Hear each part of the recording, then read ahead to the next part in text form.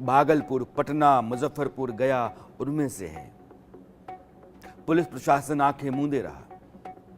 ये वही मुजफ्फरपुर है जहां बालिका गृह कांड हुआ था, आपको याद होगा। बच्चियों को रखा जाता था बालिका गृह में, उन बच्चियों के साथ यौन शोषण करना, उनका बलात्कार करना और फिर उनको दूसरे लोगों के यहां भेजना। एक धंधा चलता था, एक रैकेट चलता था। आपको याद होगा कि Tata institute of social studies ने जब इसका भंडाफोड़ किया, उसके बाद समूचा बिहार नहीं पूरा देश दहल गया था। ऑपरेशन इसी शहर में हुआ आंख का। एक दिन में 60 से ज्यादा और ज्यादातर लोग अपनी आंखें गंवा बैठे। ये मुजफ्फरपुर कैसा शहर है, शर्मसार कर देने वाला शहर है। करीब 2 साल से डीबीआर के अस्तित्व की बात सामने आ रही है। यानी कंपनी 2 साल से काम कर रही थी। पिछले साल इसके एक सेंटर पर रेड भी पड़ी, लेकिन कोई बड़ी कार्रवाई नहीं हुई। सब कुछ इसी तरीके से चलता रहा। अब जाकर जब कोर्ट के दबाव में मामला दर्ज हुआ है तो पुलिस एक्शन में आई है, या यूं कहिए कि जब गाज उसके ऊपर गिरती हुई आ रही है, तलवार उसके ऊपर लटक गई है, तो छटपटा रही है। इंडिया न्यूज मुजफ्फरपुर की स्टोरी पर लगातार बना हुआ है। ये खबर उन लड़कियों के है जिनके सपने को आग लगाई गई। ये खबर उन लड़कियों के अरमानों की है जिनको कुचल दिया गया।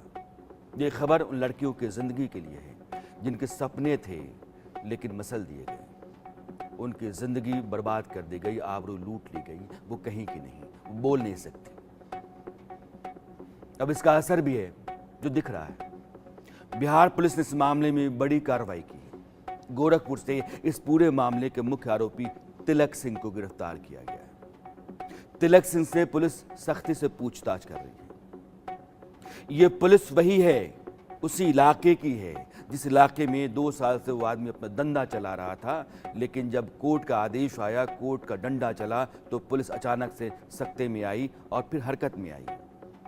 अब तिलक सिंह उसका आरोपी है और वो सख्ती से उसी तिलक सिंह से पूछताछ करेगी जिसके बारे में शायद वो पहले से जानती रही होगी। पूरा नेटवर्क, नेक्सस, धंधा सब पता होगा उसको।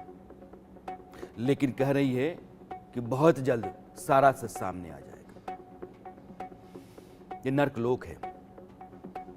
इसकी कहानी में तिलक सिंह के अलावा 8 आरोपियों के नाम अब तक सामने आए हैं, जो लड़कियों को नौकरी के नाम पर बुलाते थे, यौन शोषण करते थे, फांसते थे। डीवीआर कंपनी का सीएमडी, ये कंपनियां भी बड़े बड़े ओहदों के साथ लोगों को बिठाती हैं। 2 कौड़ी की कंपनी जिसके बारे में कोई अता पता नहीं, उसका एक सीएमडी जिसके ऊपर बच्चियां बलात्कार का आरोप लगा रही हैं, एबॉर्शन का आरोप लगा रही हैं। इनामुल अंसारी, अहमद रजा, विजय कुशवाहा, कन्हैया कुशवाहा, हृदय आनंद सिंह, मोहम्मद इरफान, ये इस भयानक लिजलिजी सरान से भरी कहानी के किरदार हैं। डीबीआर नाम की फर्जी नेटवर्किंग कंपनी के चंगुल में 100 से अधिक लड़कियों के फंसे होने की बात सामने आ रही है। ये नंबर ज्यादा हो सकता है, इसलिए मैं आपको सीधा पट्टा लेकर चलना चाहता हूं। हमारे सहयोगी शक्ति हमारे साथ जुड़े हुए हैं। शक्ति, ये खेल 2 साल से है। भंडाफोड़ अब हुआ है जब कोर्ट सामने आया है। जो लड़की हिम्मत जुटाकर बोल सकी है, वो कितना कुछ बोली है, उसने कितना कुछ कहा है और कितना सच सामने आया है, कितना बाकी है।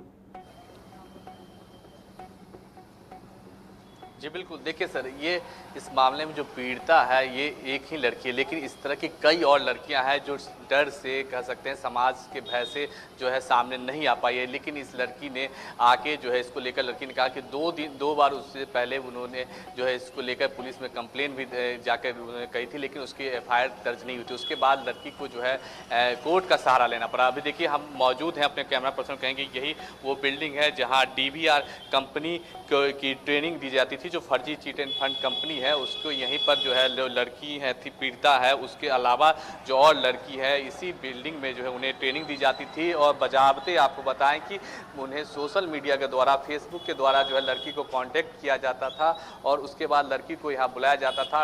जॉब के नाम पर, आकर्षण सैलरी देने के नाम पर जो है लड़कियों को यहाँ पे बुलाया जाता था और यहाँ पे ट्रेनिंग के नाम पर जो है एक कमरे में 10-10 लड़कियों को, लड़कों के साथ रखा जाता था। और उसके बाद जो है बजाबता 2 से 3 महीने जब लड़की को सैलरी नहीं मिल पाई, उसके बाद जो विरोध हुआ, उसके बाद लड़की बाहर सामने आई। और कई ऐसी लड़कियां हैं जो इस डर से जो है सामने नहीं आ पाई है कि उनके साथ इस तरह के समाज का भय कर सकते हैं। लेकिन ये इस लड़की ने आखिर आके कोर्ट का दरवाज़ा जो है खटखटाया और उसके बाद जो है पुलिस हरकत में आई है। और मुजफ्फरपुर पुलिस ने जो है इसको लेकर जो है जिस तरह से लगातार छापेमारी की है, तिलक सिंह को गोरखपुर से जाकर पकड़ा है। और तिलक सिंह पर जो आरोप है कि इस लड़की ने लगाया है कि तिलक सिंह जो है इसके साथ मारपीट करता था और इसके साथ यौन शोषण भी करता था। और लड़की 3 बार प्रेग्नेंट भी हो गई थी। और यही नहीं, इस लड़की को प्रेग्नेंट होने के बाद जो है उसे दवाइयाँ खिलाई जाती थी, उसका अबॉर्शन करवाया जाता था। और उसके बाद अगर किसी तरह का वो बोलती थी कि अगर वो बाहर आकर हल्ला करेगी या किसको लेकर समाज में आएगी तो उसकी पिटाई भी की जाती थी। और न सिर्फ यही लड़की, कई लड़कियों के साथ इस तरह का मामला होता था। फिलहाल आपको बताएं कि इसको लेकर अब जो सिटी एसपी है उन्होंने इसको लेकर गिरफ्तार किया। उनका जो है दावा है कि लगातार जिस तरह से एक सवाल ये है कि एक लड़की आकर के वो कहती है कि 100 लड़कियां हैं और ये धंधा जो है मल्टी लेवल मार्केटिंग का नहीं है, यह तो ज़िंदगी बर्बाद करने का है।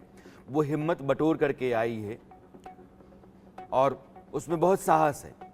लेकिन जिस जगह पर आप खड़े हैं, जिस ऑफिस के सामने खड़े हैं, 100 लड़कियां अगर वहां रखी जाती हैं या रहती हैं, उनके साथ अत्याचार होता है, क्या वहां की लोकल पुलिस को ये पता नहीं है कि अब वो कहती है कि हम जांच करेंगे?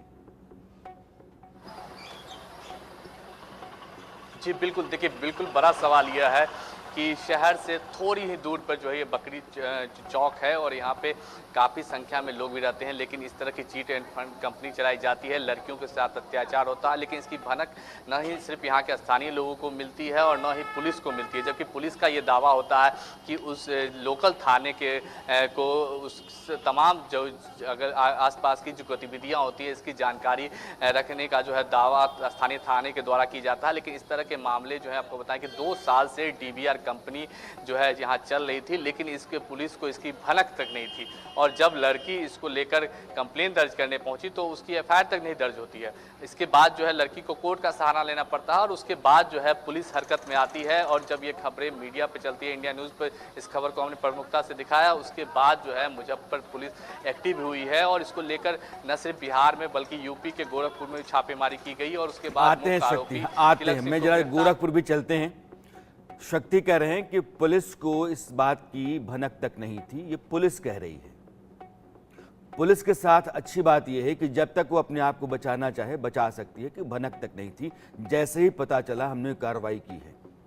लेकिन आपकी नाक के नीचे लड़कियों के ऊपर ये जुल्म है, ये ज्यादती चल रही है, ऐसा शोषण है और आपको पता नहीं है।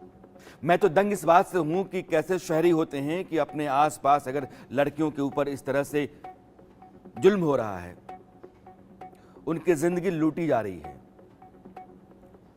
और वहां वो चुप रहते हैं या सब कुछ देख करके अनदेखा कर देते हैं। मैं सुषमा साहू जी NCW की पूर्व मेंबर हैं, उनको जोड़ना चाहता हूं, लेकिन उससे पहले कुछ बातें आपको बताना चाहता हूं। ये जो DBR कंपनी है, इसका बेस सिर्फ बिहार में नहीं है, उत्तर प्रदेश, झारखंड, पश्चिम बंगाल के साथ नेपाल तक फैला हुआ है। पटना, मुजफ्फरपुर और नोएडा में इसके बड़े सेंटर हैं, यह बात सामने आ रही है। और इंडिया न्यूज़ की टीम लगातार इस तलाश में है कि इसके सेंटर कहाँ कहाँ हैं। वो लड़कियाँ जो इसके चंगुल में फंसी पड़ी हैं, उन तक पहुँचने की हम कोशिश कर रहे हैं। इस कंपनी के सारे धतकर्म को बेनकाब करने और इसमें जितने भी लोग शामिल रहे हैं, उन सबको सलाखों के पीछे डालने की एक हमारी मुहिम है। जैसे हम एक कैंपेन चला रहे हैं नीट के इम्तिहान में धांधली को लेकर के, पेपर लीक को लेकर के, क्योंकि हमको यकीन है कि पेपर लीक हुआ है, बच्चों के भविष्य के साथ खिलवाड़ हो रहा है। इस तरीके से हमको यकीन है कि लड़कियों के साथ ये अजीब तरह की जिंदगी दी गई उनको। नौकरी के नाम पर उनकी आबरू लूटी गई। डीबीआर कंपनी के गुर्गों के निशाने पर छोटे शहरों गांवों की भोली भाली लड़कियां रहा करती थी। 10वीं पास 12वीं पास उनके सोशल मीडिया अकाउंट के जरिए उन्हें ट्रैक करके फंसाया जाता था। कंपनी की जो मोडस ऑपरेंडी है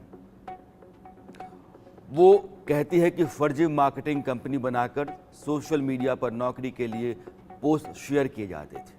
कहा जाता था कि ये जॉब सिर्फ लड़कियों के लिए है। यही पोस्ट चारा का काम करता था। नौकरी के लालच में लड़कियां फंस जाती थी। जैसे ही कोई लड़की दिए गए नंबर पर फ़ोन करती थी, उसे अच्छी सैलरी देने का झांसा दे करके बुलाया जाता था। उनके फेसबुक पर दोस्ती करके उन्हें कन्विंस करने में गिरोह के लोग लगातार लगे रहते थे। या वो लड़कियां जो फंसी पड़ी हैं, उनको कहा जाता था कि अब तुम्हारा काम ये है कि तुम उन लड़कियों को खींच करके यहाँ तक ले आओ। जो लड़की नौकरी के लिए तैयार हो जाती थी, उसे किसी एक सेंटर पर बुलाकर हॉस्टल में